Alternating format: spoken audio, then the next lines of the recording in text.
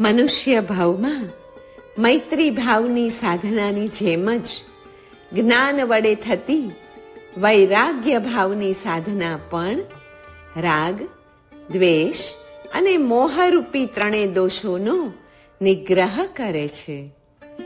જ્ઞાન, દર્શન, ચારિત્ર ત્રણેય સ્વતંત્ર ગુણો છે.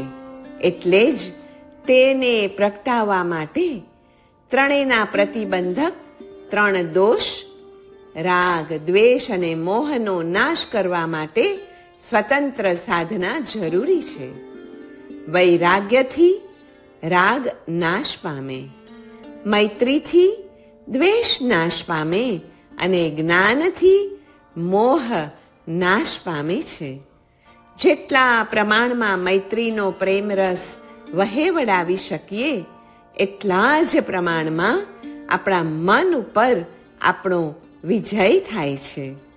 તેનો ટૂંકામાં ટૂંકો રસ્તો એટલે અહંકારના ટુકડે ટુકડા કરી અહંકારને કોરી નાખી ભીતરમાં રહેલા સત્યને શોધી કાઢવું તે. શમ પ્રકર્ષો નિર્વાચ્ય મુદિતા દેસ્ત દાત્મતા. અર્થાત શમ નામના સ્થાયી ભાવના પ્રકર્ષરૂપ શાંત રસ અનિર્વાચ્ય છે.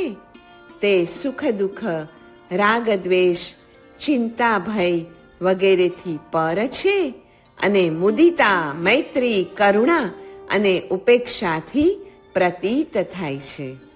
જગતમાં શ્રેષ્ઠ બંધન રૂપ પ્રેમ જ સર્વને વશ કરે છે અને જેમના હૈયામાં નમસ્કાર પદાર્થ છે તેના હૈયામાં પ્રેમ અને મૈત્ર્યાદિ ભાવો સહજ બને જ છે. સર્વનું હિત કરનારાઓ પ્રત્યે અને સર્વના હિત દ્વારા પોતાનું હિત થાય છે. માટે પોતાના હિતમાં નિમિત્ત બનનારા સર્વ પ્રત્યે નમસ્કાર ભાવ રાખવો અગત્યનો છે. જેની હિત ચિંતા કરવા માત્ર વડે ઊંચા આવી શકાય, ચિત્તમાં જેની ચિંતવના કરવા માત્રથી લાભ ઉઠાવી શકાય, એ જીવત્વ કેટલું તો અચિંત્ય શક્તિવાળું હોવું જ જોઈએ.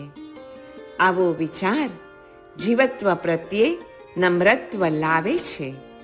સમત્વ ભાવ મૈત્રી, પ્રમોદ, કારુણ્ય અને માધ્યસ્થ્ય રૂપ છે. તેને ટકાવવા માટે જીવોની અધિકતાનું જ્ઞાન જોઈએ જ. અને અધિકતાનું જ્ઞાન એટલે જીવત્વની હિત ચિંતાથી થતા હિતનું જ્ઞાન.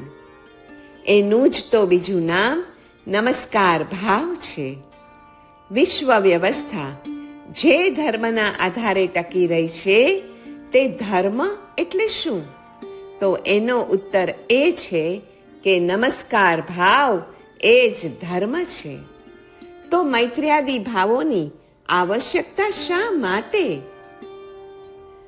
જીવ તત્વની આરાધના કરવા અને જીવના જીવત્વની વિરાધના ન થવા દેવા મૈત્ર્યાદિ ભાવોની જરૂરત છે.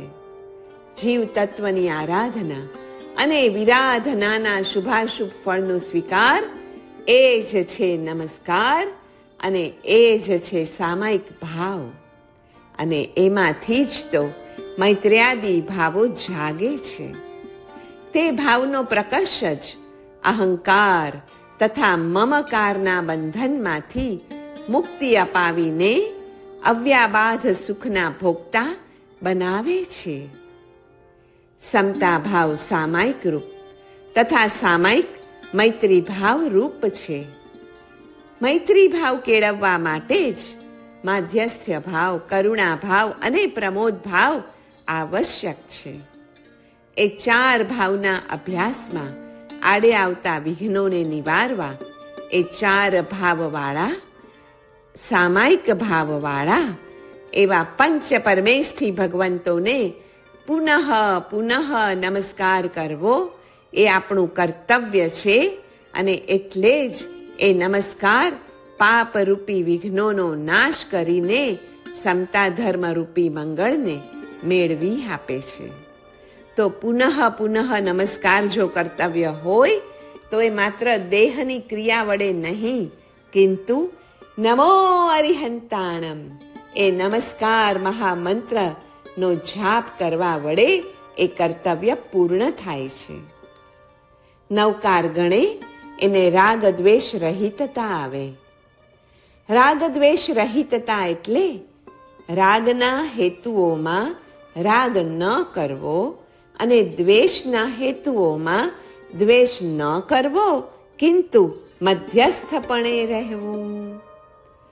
પોતાની પ્રત્યેનો ગાઢ રાગ પાતળો પડે એટલે શ્રી સિદ્ધ ભગવંતોની પૂર્ણ દ્રષ્ટિનો યોગ થઈ જ જાય. શ્રી સિદ્ધ ભગવંતોની પૂર્ણ અનુગ્રહી દ્રષ્ટિને ઝીલવાની આંશિક યોગ્યતા એ જ તો છે સમ્યક્ત્વ. સમ્યત્વ એકવાર ઉઘડે પછીથી જ જીવને એના શિવ ભાવનું દર્શન અથવા સંવેદન થાય છે. રાગ દ્વેષ માધ્યસ્થ રૂપ છે અને પરમાનંદ લક્ષણા તથા સમાધિ એ રાગ દ્વેષ માધ્યસ્થ્યાલંબના હોય છે. પોતાની જેમ જ સર્વને જોવા, અન્યથા પક્ષપાત સિદ્ધ થાય.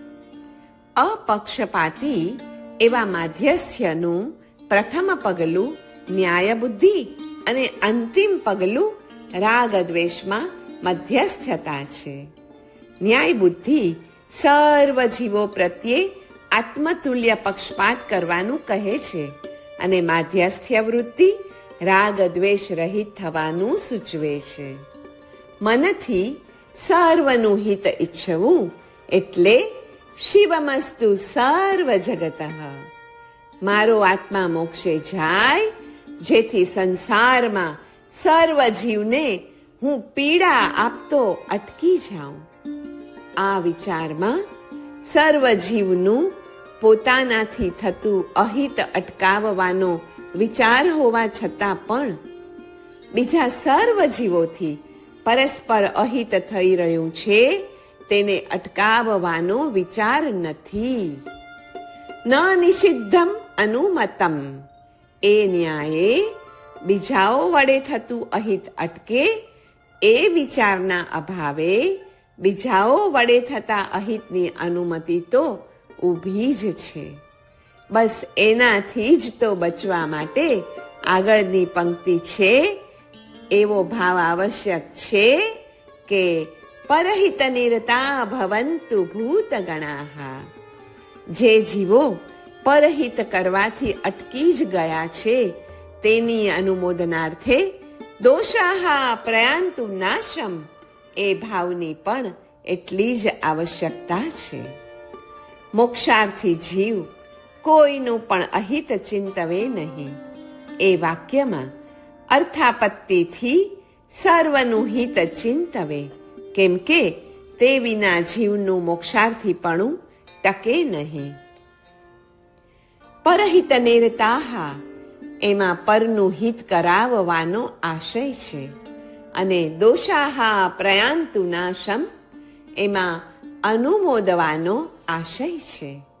એ રીતે એક જ શ્લોકમાં પરહિતને કરવા, બીજાઓ પાસે કરાવવા અને જેઓ કરી રહ્યા છે તેઓને અનુમોદવાનો આશય ગુથાયેલો છે. એ ત્રણ ભાવ મળીને જ સર્વત્ર સુખી ભવતુ લોકઃ એ મનોરથ આપણો સિદ્ધ થઈ શકે છે. ત્રણમાંથી એક આશય પણ જો અધૂરો હોય ને તો છેલ્લા વાક્યની માંગણી પ્રમાણે સર્વત્ર સર્વલોક સુખી બની શકતું નથી.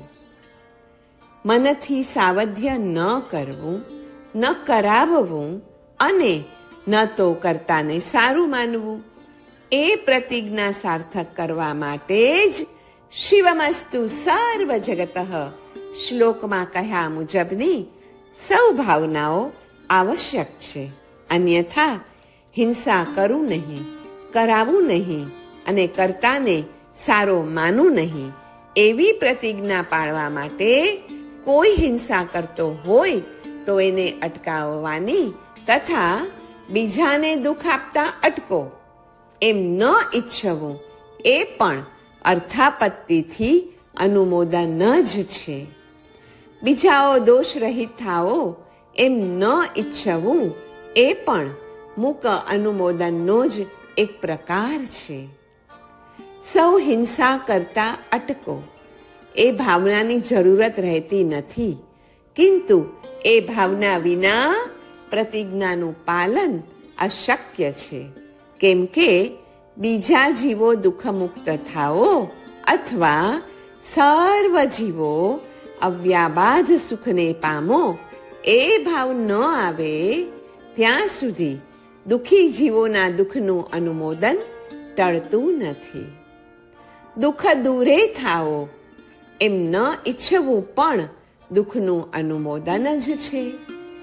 પ્રતિજ્ઞાનો જે અંશ સંપૂર્ણપણે પાળવો શક્ય છે તેની ઉપેક્ષા અને જે અંશો સંપૂર્ણપણે પાળવા અશક્ય છે તેને પાળવા પડાવવાનો અતિ આગ્રહ એ મૂઢતા છે. સર્વ જીવોની હિંસાના અનુમોદનમાંથી સર્વથા બચી જવા માટે જ સર્વ જીવોનું હિત ચિંતવવું, બીજા પાસે ચિંતવાવું અને ચિંતવનારનું માનસિક અનુમોદન કરવું અપરિહાર્ય બને છે. દુઃખનું કારણ જીવો પ્રત્યેની અમૈત્રી જ છે. માત્ર દુઃખી પ્રત્યે જ નહીં, પરંતુ દુઃખ દેનાર પ્રત્યે પણ કરુણા રાખવી એ જ સાચી કરુણા છે. દુઃખ દેનાર તો બિચારો અજ્ઞાની છે, માટે જ તો તે બીજાને દુઃખ દે છે. એટલે તેના તરફ તો સવિશેષ કરુણા રહેવી જ જોઈએ. દુઃખી તો તેના દુઃખ ફળ ભોગવીને દુઃખથી નિવૃત્ત થઈ શકે, કિંતુ અજ્ઞાનીના દુઃખનો તો કોઈ અંત જ નથી. દુઃખી કરતા પણ અજ્ઞાની મહાદુઃખી હોવાથી જ્ઞાનીને તેના પ્રત્યે સહજ અને અધિક કરુણા ઉદ્ભવે છે. જ્ઞાની ભગવંતો કહે છે કે જે સમજ્યા વિના જ દુઃખ ભોગવે છે તે જ દુઃખી થાય છે, પણ જે સમજપૂર્વક દુઃખને ભોગવે છે ને એ તો ક્યારેય પણ દુઃખી થતો જ નથી. પોતાને કોઈ બહારની વ્યક્તિ કે શક્તિ દુઃખ આપી રહી છે એવું માનવાથી તો વધારે દુઃખી થવાય છે, પણ ખરેખર જોતા તો દુઃખનું ખરું કારણ તે પોતે જ છે. દુઃખને સમજપૂર્વક અને શાંતિથી સહન કરવામાં આવે તો તે દુઃખને એક શક્તિમાં રૂપાંતર કરી શકાય અને સુખનું કારણ પણ તેને જ બનાવી શકાય. પોતાને ફરીથી દુઃખ આવે એવું કાંઈ ન કરે તો દુઃખ એ તો બહુ મહત્વનું શિક્ષણ આપનારું બને છે. દરેક વ્યક્તિ ત્યારે જ સુખી થઈ શકે જ્યારે પરસ્પરના ગુણાનુરાગી બને, પરસ્પરની ખૂબીઓ જોઈ રાચે, પ્રેમાળ બને તથા પરસ્પરની ખામીઓ જોઈ ક્ષમાશીલ અને કરુણાશીલ બને. ઈશ્વરી યોજના સૌ જીવોને સુખી કરવા માટે જ છે. કર્મ જીવોને અનેક રીતે સંબંધમાં લાવે છે અને પ્રેમના મૈત્રી જેવા જુદા જુદા પાસા ખીલવવાની અને જૂનાધિકારને પ્રેમમાં પલટાવવાની તક પણ આપે છે. વિશ્વ પ્રતિ પ્રેમ કેળવવો એટલે સહિષ્ણુતા વૃત્તિનું પરમ બીજ નાખવું. વિશ્વહિત એ પરમાત્માનું ધ્યેય છે. તેને ન અનુસરનાર ગુરુ એ ગુરુત્વને ગુમાવે છે. નમો એ પ્રેમ ભાવ અથવા અર્પણ ભાવ છે. એ માટે નારી હૃદય જોઈએ તે નમો પદથી કેળવાય છે. ભજનાનંદ એ વિષયાનંદ અને બ્રહ્માનંદથી ભિન્ન છે. એ માટે હૃદયમાં સાચો ભાવ, તન્મયતા અને સમર્પણ જોઈએ. કોઈનું હૃદય કોમળ અને મૈત્રીપૂર્ણ છે કે નહીં, એ નીચેની બતાવેલી કોમળ હૃદયની સૂચક એવી 10 દશા હોય છે. 1. ચક્ષુઃ પ્રીતિ, 2. મનઃ સંગ, 3. નિદ્રાચ્છેદ, 4. મૂર્છા, 5. સંકલ્પોત્પત્તિ આસક્તિ, 6. વિષય નિવૃત્તિ, 7. તનુતા, 8. લજ્જા પ્રણાશ, 9. ઉન્માદ અને 10. તન્મયતા કે સ્વનું વિસર્જન. પુરુષ હૃદય કઠોર હોવાથી ભક્તિ માર્ગે સ્ત્રી હૃદય હોવું જરૂરી બને છે. પ્રભુની સેવાનો આનંદ સહજ રીતે તે પછી મેળવી શકે છે, કારણ કે એ ભગવાનના પ્રસાદરૂપ શક્તિ છે. જગતમાં કોઈ પણ બે વસ્તુ છે જ નહીં. એક જ મૂળ તત્વ ભિન્ન નામ અને ભિન્ન રૂપોથી દેખાઈ રહ્યું છે. બસ આટલું સમજાઈ જાય તો પછી જ્ઞાનનો પણ અંત આવી જાય છે, કેમ કે એ જાણ્યા પછી બધું જ જણાઈ જાય છે. એકતાના 6 પ્રકારો છે અને એને માટે પણ મૈત્રી જરૂરી છે. એકતાના 6 પ્રકારો એટલે જાતિગત, વ્યક્તિગત, ધ્યેયગત, જ્ઞાનગત, ભાવગત અને ધર્મગત એકતા. પુરુષ કામમય અને સ્ત્રી માયામય હોય છે, એટલે એનું રૂપાંતર જ્ઞાન કે ક્રિયા માત્રથી નથી આવતું. એ માટે ભક્તિ અને મૈત્રી જરૂરી છે, જેનો પાયો અભેદનય છે. જ્ઞાન અને ક્રિયાનું મૂળ ભેદનય છે. અભેદના પાયા ઉપર ભેદનું જ્ઞાન અને પ્રવર્તન શુદ્ધિને કરનારું છે. જ્ઞાનને નિરહંકાર અને ક્રિયાને નિરાભિમાન બનાવનાર, નિર્વિકાર અને નિરાશંસ ભાવ લાવનાર, અહંકાર અને મમકારનું વિષ ઉતારનાર જો કોઈ હોય તો તે એક અભેદનય જ છે. આત્મભાવ અને ત્રિભુવન એની વચ્ચે પૂર્ણ સ્વરૂપે અભેદ છે. દેવ અને ગુરુની નિસીમ કૃપાનું સહજ નિકટવર્તિત્વ પ્રાણના એ પ્રાણની જેમ અનુભવી શકાય છે. મહાકરુણાના વિશ્વ સામ્રાજ્ય ઉપર માંગો અને મળશે, એ અટલ ન્યાય ટકેલો છે. આત્માની અનંત શક્તિનું એ વચન છે. એકવાર સિદ્ધિ માંગી તો જોઈએ. સમ્યક દર્શન એ માનસિક દયા ધર્મના પાલન રૂપ છે. સમ્યક્ત્વ સહિત કાયિક અને વાચિક પાલન એ મોક્ષનો હેતુ છે. આત્મ અનાત્મના અવિવેકને કારણે થતી મારા તારાની ભાવના જ રાગ દ્વેષને ઉત્પન્ન કરે છે. સર્વ દર્શનોમાં આ અવિવેકનું નિરાકરણ જ ઇષ્ટ છે. આત્માથી અતિરિક્ત પદાર્થો ન માનો તો પણ એમ કહી શકાય કે જે કાંઈ પણ છે તે આત્મા જ છે. માટે સ્વ પરનો ભેદ કરીને રાગ દ્વેષ શા માટે કરવા?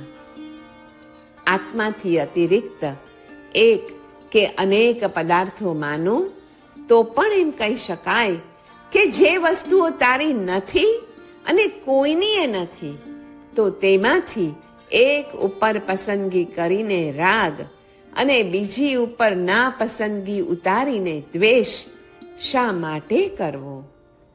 તું તારા સ્વરૂપનો જ વિચાર કર. તું પોતે ચૈતન્ય રૂપ છે અને બીજું જે કંઈ છે તે જડ છે.